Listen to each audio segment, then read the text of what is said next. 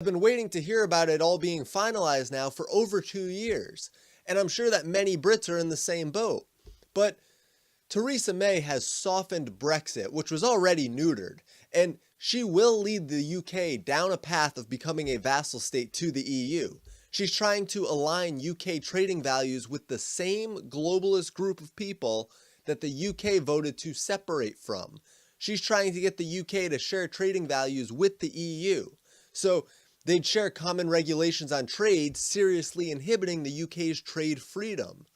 One man by the name of Boris Johnson, the UK's now ex-foreign secretary, called May's Brexit proposal soft. And this comes even after May tried to discourage dissent from her ministers. As of today, Johnson has resigned.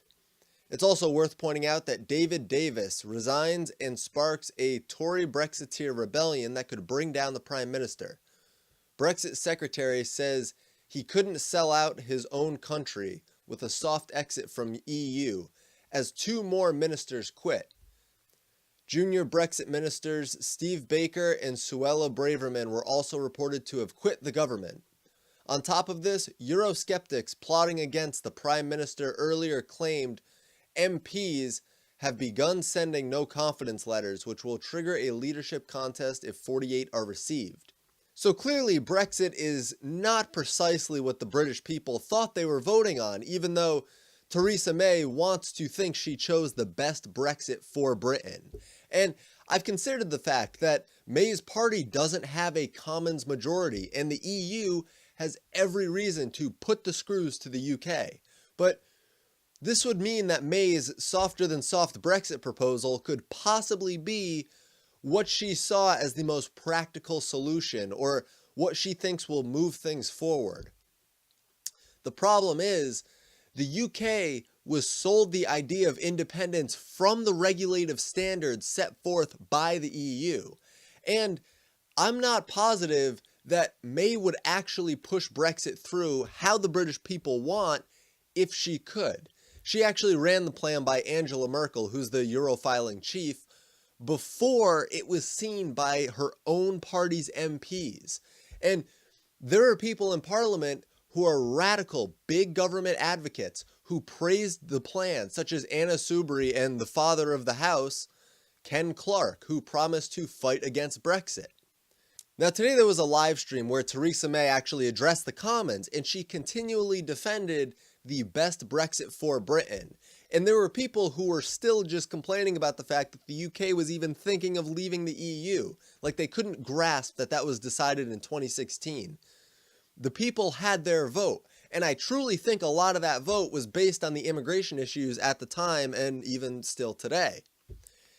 And Theresa May has outright said that the UK will be setting their own border laws, which at the very least opens the door to, well, close the door on detrimental people and cultures.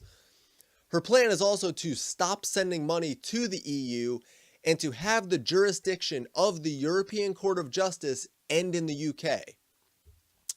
May also discussed negotiations with Trump on trade, security, defense, because the US is the primary defender of the UK.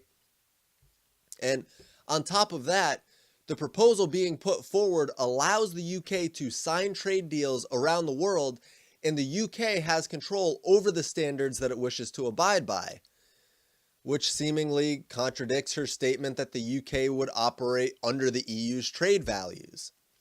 I mean, the overall vibe that I'm getting from this, and it's been stated many times, is that the goal of the Chequers Agreement concerning Brexit is to, in their eyes, protect jobs and livelihoods while allowing the UK as much freedom and sovereignty as possible. But really, it just makes the UK a subordinate state to the EU. It makes them a vassal state.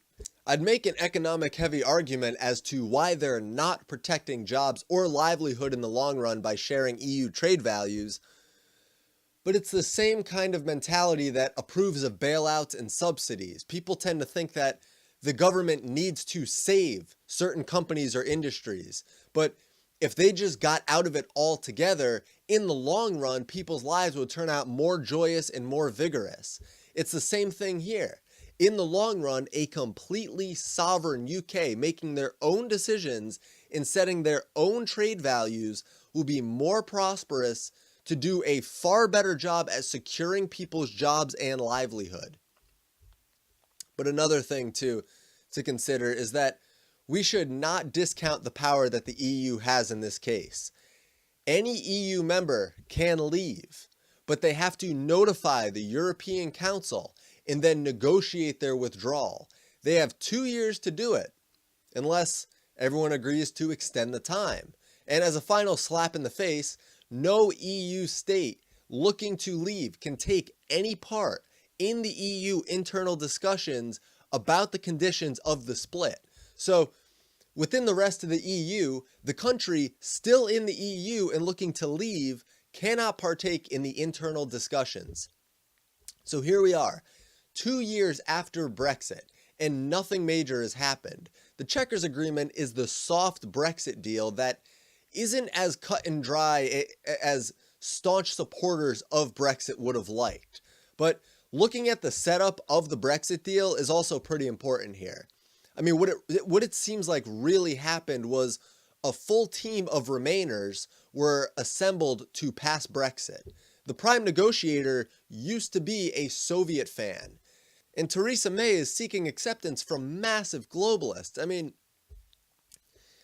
it's taking so long, and obviously raising taxes doesn't take nearly as long, but whenever there's a push to raise taxes or increase government control just in general, it happens very quickly. There's almost no resistance to bureaucrats increasing their own power.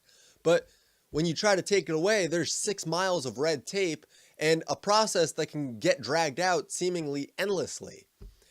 One byproduct of this seemingly endless process is massive expense by the taxpayer just to split from the EU, which can't merely be brushed aside. And there is an October deadline approaching with this Brexit agreement, so, we'll have to see what happens, even though I don't have super high hopes. But you should be praying that Brexit gets through in some form, because if it turns into something that quells the disastrous EU immigration policies, and it quells the restrictions on trade, and it puts the UK in a position to really govern themselves, then that's great, and they've achieved something miraculous.